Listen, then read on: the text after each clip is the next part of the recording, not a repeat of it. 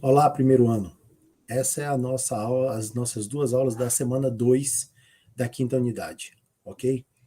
Devido a alguns problemas de saúde que eu tive aí nas semanas anteriores, eu fiquei alguns dias afastado, mas graças a Deus estou bem, retornei. Essa semana, por conta do feriado, o grosso de nossas aulas é segunda e terça, por conta do feriado, então eu estou deixando essa aula gravada para que vocês não tenham mais atrasos. Então nós vamos começar aqui agora o nosso tema dessa próxima semana, que é filosofia grega e seus períodos, tá certo? Chegou aí para vocês, deixa eu aumentar aqui um pouquinho, é isso aí. Filosofia grega e seus períodos. Essa aula foi dividida, eu dividi ela em, na verdade eu dividi esse tema em 4 aulas, né? São 2 semanas. Nós vamos ver aqui hoje até os filósofos pré-socráticos, tá certo? Vou voltar aqui para os meus slides, isso.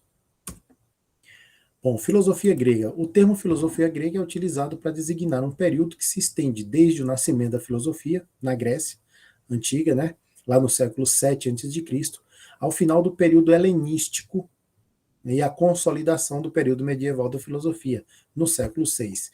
Então aí se você pega 7 a.C., 6 depois, 13 séculos, a filosofia grega durou aí basicamente 13 séculos, a influência deles. Na verdade, a influência deles dura até hoje, né? Mas basicamente aí 13 séculos.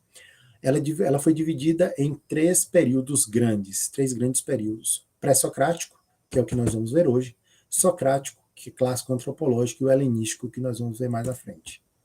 Bom, o período pré-socrático, e o nome já diz, é pré-socrático, porque todos os filósofos vêm antes de Sócrates. Ele começa com a ideia do milagre grego.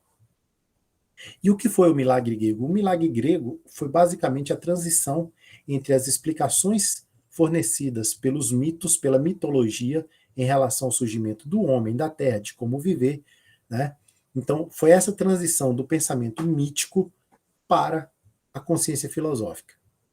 Então, se acreditava que o mundo havia sido criado por Zeus, assim, assim, assim, assado, de uma hora para outra, ou de uma hora para outra, não, no decorrer do tempo, com o pensamento, com os questionamentos, com a percepção mais real do mundo, foi se percebendo que aquilo não tinha muita razão e foi se buscar na razão o surgimento de todas as coisas. É chamado de milagre porque basicamente se entende que isso foi uma coisa assim fantástica, né? Algo que aconteceu de uma forma espetacular. Mas a gente vai ver mais à frente que existem outras razões, né? Bom, os gregos eles possuíam uma forte tradição oral. Então tudo era passado de geração para geração, de pai para filho, dos mais velhos para os mais novos. Isso tudo na oralidade, nas narrativas, dos mitos, né? E isso dava para construir um pensamento coletivo, porque um ancião ele contava aquela história algumas vezes ou várias vezes para os mesmos jovens, para vários jovens durante muito tempo. Então a palavra dele como ancião era tida como uma palavra de alguém de muita sabedoria, e aí se construía um pensamento coletivo e uma leitura de mundo coletiva. Então não havia muito o que se questionar por conta da mitologia por conta disso. Mas a partir do final do século VII, surgiu a filosofia como a atitude de explicar o mundo de forma lógica e racional. Então, abandono, eu não quero mais saber das explicações dadas pelos mitos, pela mitologia, né? Eu não acredito, não há como através da lógica e da razão entender que Zeus fez alguma coisa. Então isso para mim não serve mais. Eu vou procurar dentro da lógica e dentro da racionalidade algo que possa explicar o mundo no qual eu vivo. Considerou-se essa passagem da mitologia para a filosofia algo sem muita explicação, né? Por isso chamaram de milagre.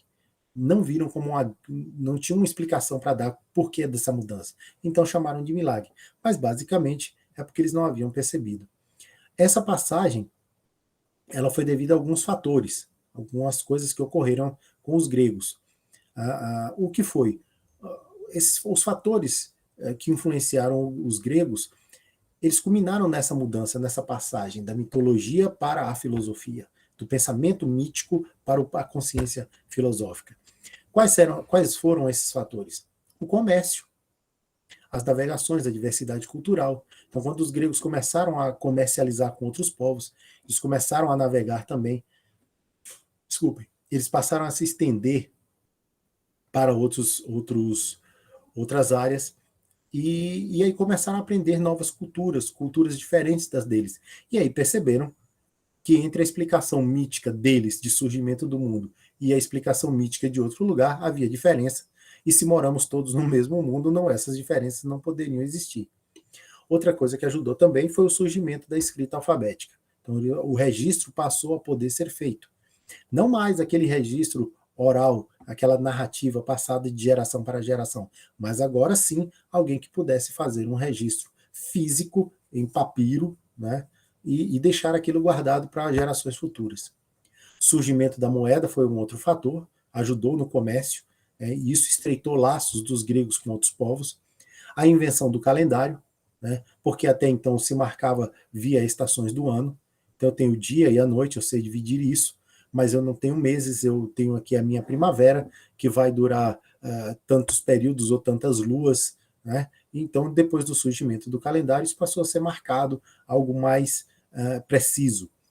E o surgimento da vida pública também, né? O surgimento da vida pública fez com que o grego percebesse que ele é um animal, é um ser político, o homem é um ser político, vive em sociedade, precisa discutir, debater, exercitar a sua capacidade de pensar, de argumentar, precisa estar baseado na lógica e na razão para convencer os outros. Logo, todos esses fatores reunidos auxiliaram na passagem do pensamento mítico, né, para a consciência filosófica.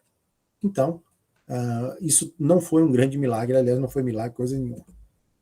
Todos esses fatores reunidos tornaram possível que os gregos buscassem um conhecimento mais desmistificado, que se aproximassem das questões humanas. Encontraram na razão humana uma ferramenta para a construção de um novo tipo de conhecimento. Através do pensamento metódico e regrado oferecido pela razão, os gregos passaram a racionalizar as questões práticas do cotidiano e a encontrar uma certa ordenação das coisas e do universo. Convém lembrar que nas civilizações antigas tudo se era explicado através de mitos. Então, se tinha um maremoto, era porque Poseidon não estava feliz, fizemos alguma coisa, Poseidon se irritou e mandou um maremoto para dar um susto na gente. E os filósofos passaram a estudar, não, isso é um evento da natureza, isso deve ter alguma razão para ter acontecido, e aí eles iam pesquisar isso. Né? Bom, aqui agora a gente entra no período pré-socrático. E aí convém lembrar que eu vou passar por alguns filósofos, nós vamos ver o nome deles. Aí tem um pequeno histórico, ok? Tem um pequeno histórico. Esse histórico, no momento, não convém ser lido para a aula não ficar muito longa, vocês podem ler sossegados aí. Isso é informação de onde nasceu, quando e tal, essas coisas. Evidentemente, datas imprecisas, né? O mais próximo possível, porque a gente não tem com exatidão. E a principal frase que marcou esse filósofo. Então a gente começa aqui o período pré-socrático falando o seguinte: os pré-socráticos eram filósofos preocupados com a natureza, a physis. Né? Todos os filósofos que vieram antes de Sócrates estavam preocupados em explicar como as coisas ocorriam na natureza. Como o mundo é, de onde ele surgiu, como ele aconteceu, por que o homem está aqui, como o homem vive. Basicamente era isso. Tá? Nada de pensamento para explicar a relação de um homem com o outro, política, não. Vamos explicar o homem e a natureza. Tá? Alguns se destacaram muito e nós vamos ver alguns desses filósofos aqui agora. Aqui diz o seguinte, que eles passaram a desenvolver uma cosmologia, ou seja, um estudo do universo. Olha só, eles eram muito preocupados com a natureza, porque era uma coisa que primeiro precisava se explicar. Porque se você não conseguisse explicar a natureza através da razão, outras coisas não teriam como ser feito. A partir do momento que eu explico a natureza através da razão, eu desmistifico, eu tiro os deuses de lado, e aí agora eu tenho campo aberto para poder falar a respeito de todos os outros assuntos. O primeiro filósofo dessa era de pré-socráticos, filósofos da natureza, era Tales de Mileto. Convém lembrar que normalmente eles têm um nome e tem de Mileto, de tal lugar. É o lugar onde ele nasceu, ok? A cidade onde ele nasceu. Tales de Mileto dizia: tudo é água. Tudo é água. De certa forma, ele está certo até hoje, porque a gente sabe que o planeta, as maiores porções do planeta são de água e não de terra. Nosso corpo tem um percentual muito maior de água do que de matéria, e aí vai. Então, Tales de Mileto, já 600 anos antes de Cristo, já dizia algo bem atual. Assim, ele dizia também que a água é a essência de todas as coisas, né? Esse principal elemento era a essência de todas as coisas. Está certo até hoje. Anaximandro, também de Mileto, dizia: o ilimitado, apeidion, é eterno, imortal e indissolúvel. O que era o ilimitado? Para ele, a matéria é infinita. A matéria que existe é infinita. Ela não morre, ela não acaba, ela é eterna, ela não se dissolve. Ela pode até se transformar em outras coisas, mas essa matéria não desaparece. Então, era isso que ele dizia. Anaxímenes de Mileto dizia: como a nossa alma, que é ar, nos mantém unidos, assim o espírito é o ar, e o ar mantém unido também o mundo inteiro. Espírito é ar, espírito e ar significam a mesma coisa. Bom, Anaxímenes pensava o seguinte: eu tenho matéria, corpo e tenho a alma.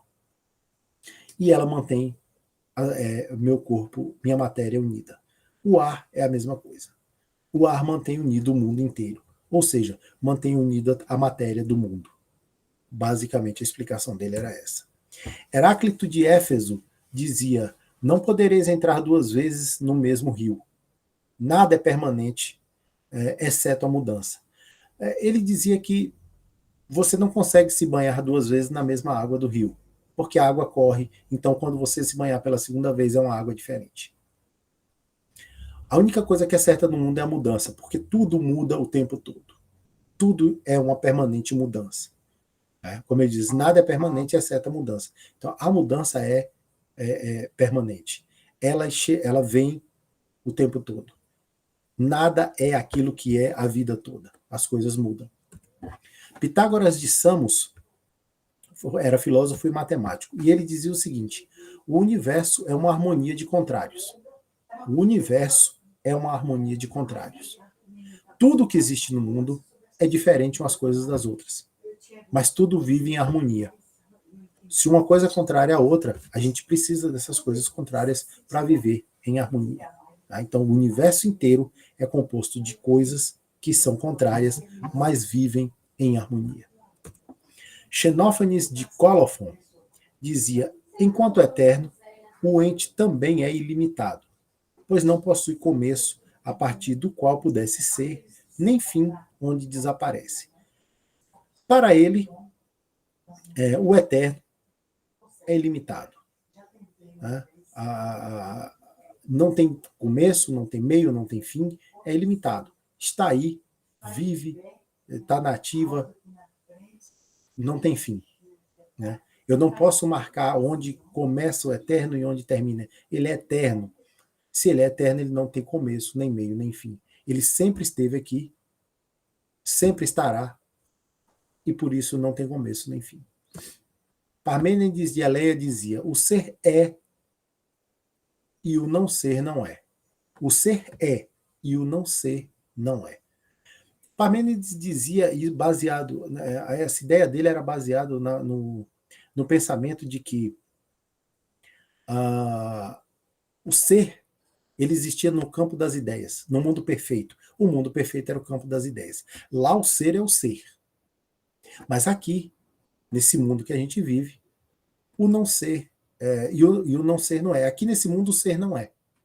Nesse mundo nosso aqui ele não é. Se ele não é a mudança. Né? O ser é no campo das ideias. No mundo que a gente vive ele não é. Zenão de Eleia dizia: o que se move sempre está no mesmo lugar agora. Ele dizia que as coisas não mudam de lugar, porém elas se movem, elas se modificam, elas mudam. Assim como eu sou o Luciano desde que eu nasci, mas eu não sou o mesmo Luciano de 10 anos atrás. Então houve um movimento, porém eu estou no mesmo lugar, estou no mesmo corpo. As pessoas mudam, as coisas mudam. E ele dizia que elas mudavam sem sair do lugar. Demócrito de Abdera dizia: nada existe além de átomos e do vazio. Demócrito já pregava a ideia de que a matéria era constituída de uma pequena porção que compunha todas as coisas. Logo, ele lançou a teoria atômica já 400, 300 anos antes de Cristo. Então, um cara já naquela época dizia, olha, tá vendo essa matéria? Aqui existe uma porção mínima que é a forma. Assim como essa porção mínima está em você, está em mim, está naquela árvore, naquela pedra, está em todos os lugares. A porção mínima de todas as coisas está em todas as coisas e é ela que forma tudo. Ele lançou a teoria atômica. Tá? Hoje a gente sabe que tem coisa menor do que o átomo. Tem, mas ele continua certo, porque ele dizia que era a menor porção de todas as coisas. Chamavam de arquê, se eu não estou enganado.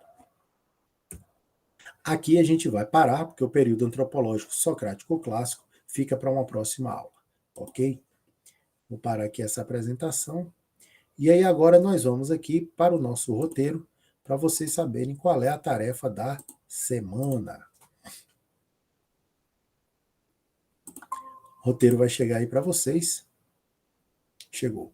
Então aqui nessa semana, aula 1 e 2, essa semana 2, nós vimos filosofia grega e seus períodos, vimos o milagre grego, período pré-socrático, os filósofos pré-socráticos, estão todos aí.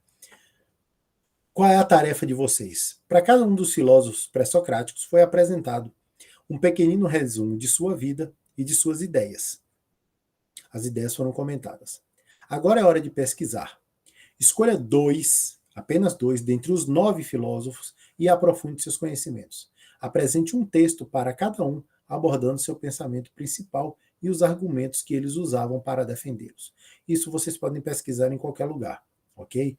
Então aqui vocês têm, quem pegar na escola impresso, vai ter um campo aí de mais ou menos 12, 13, 14 linhas para poder escrever o texto. São 2 filósofos que vocês vão pesquisar. Né? Vamos ver se ficou claro?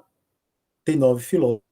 Escolha 2, pesquise a respeito deles, apresente essa sua pesquisa num texto, abordando qual é o pensamento principal. Por exemplo, Sócrates, o pensamento principal de Sócrates era só sei que nada sei. Esse era o pensamento principal dele. Beleza. Que argumentos ele usava para explicar isso?